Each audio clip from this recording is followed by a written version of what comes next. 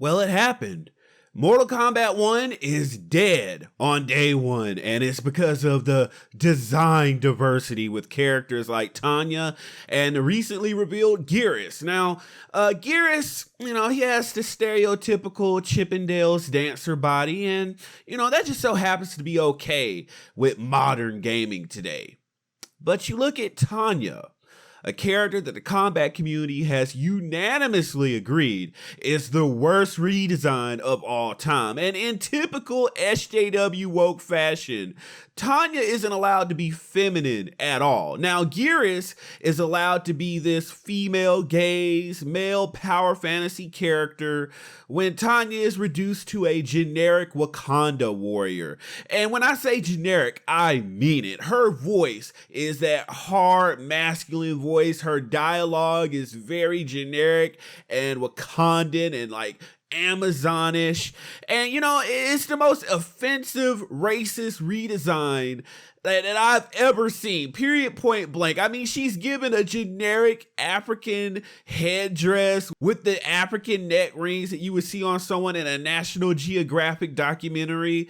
And she's wearing a jungle color scheme with generic dookie rope braids. And it's funny how Geras got this lavish, female appealing, male power fantasy design, and Tanya got the more realistic, modernized design. That's so funny how that happens. And make no mistake about it, this isn't the first Mortal Kombat game where they've uglified the characters in. And I mean, I seem to remember back when they had Ronda Rousey being the character model or the face model for Sonya Blade, and the criticisms began then, and they ignored it because they kind of got by with it. And I skipped that game. I skipped the one. I hate that I had to, but I have my principles and my morality about me. So I skipped the one with Lambert and the original Shang Tsung from the movie being the actual face models and character models for the game. And I'm like, well, if they want to censor certain things, I just don't support them with my money. And, it's obvious what the agenda is when all the male characters get left alone and they look very idealistic and dramatized, but the females get the more realism redesign. And I mean, they'll go to extreme lengths to make sure that no women in this game have any appeal. And their defense for this has been, we've grown up. You wouldn't wear that in a real fight. Well, that's funny seeing how it is, in the martial arts world, with martial arts of any kind, less clothing is actually better, because the more clothing you have on, the more your enemy can grab onto. It's called a gi hole. If you grab someone by the shirt, the collar, whatever, you don't want that happening in an actual real fight or in a competitive match in the ring. So, with sports like MMA and most competitive martial arts, the men get, reduced to no shirt and, sports trunks that look like little swimming shorts for some reason. And the women, they get a sports bra and combat trunks, just like everyone else. So it's actually a strategic reason as to why the characters, including the females, would wear less clothing. It's actual fighting science behind this. It's not just, you just want to oogle her because female. Well, I mean, there's other people in other demographics who look at this game, women and other demographics of people, fill in the blanks. Maybe we don't want them looking at the males. Maybe they should get that same pleasantry where they're covered up too. But we know they'll never do that. They'll never cover up the males in the same way they cover up the females. I just find that funny. And they don't seem to have grown up at all when it comes to those male characters, right? All the male designs look like some juiced Chippendales, Magic Mike build dancers with their chests out. And, it isn't just the men calling this out anymore. We've gotten to the point where female gamers who actually play this game, play in the fighting games community, they're making their voices heard too, because they're tired of being uglified in this manner. And when I say uglified, I don't just mean that the outfits or the body builds of the female characters. In case you did not know or were unaware, recently, game developers have adopted like this nasty habit of modifying the female face models to purposefully make them look more masculine. They can have super attractive actresses come in and do the 3D face model prints for the game, but they still go back after the fact and alter the face to look more manly, because I guess women can't be strong while looking feminine in Ed Boon's eyes. So now the men and women get hyper masculine jawlines and brow areas and facial structures.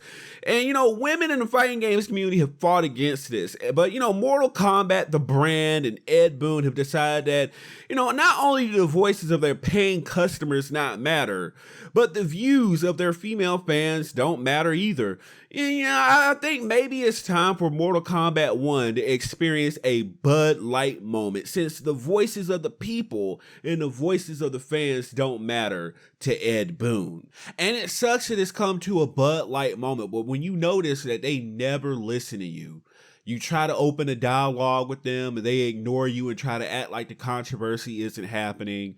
They ignore the male fans, they ignore the female fans, and they just, they press on like nothing is happening. Now notice, when they were still trying to establish themselves, oh, it's always customer satisfaction first. We love you. We're listening. We're taking your input. But when they get to that point of being a worldwide brand, when they get that name recognition, when they get that infallibility that they think they have, that's when the mask comes off. Well, that's when the truth gets shown.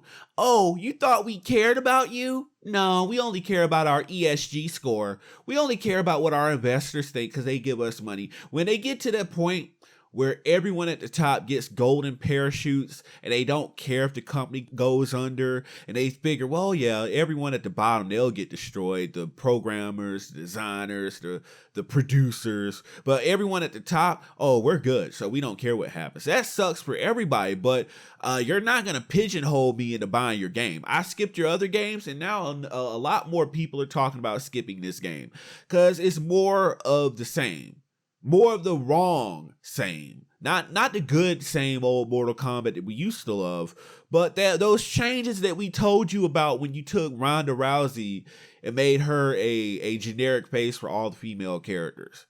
That we didn't want any more of that, but you kept doing it, and you've gotten to a point now where enough people are speaking out about it, and you're just sitting up here playing the mute game where you can't hear them, you don't see them. But I think that we definitely have to make it to where they have to see the sale numbers plummet, because I hate it when someone that runs a failing news article can go and write some sugary little article of Mortal Kombat is not appealing to SJWs and social justice values and blah, blah, blah, blah, blah, blah, blah, blah. Oh, we must do something immediately. They'll hop on that.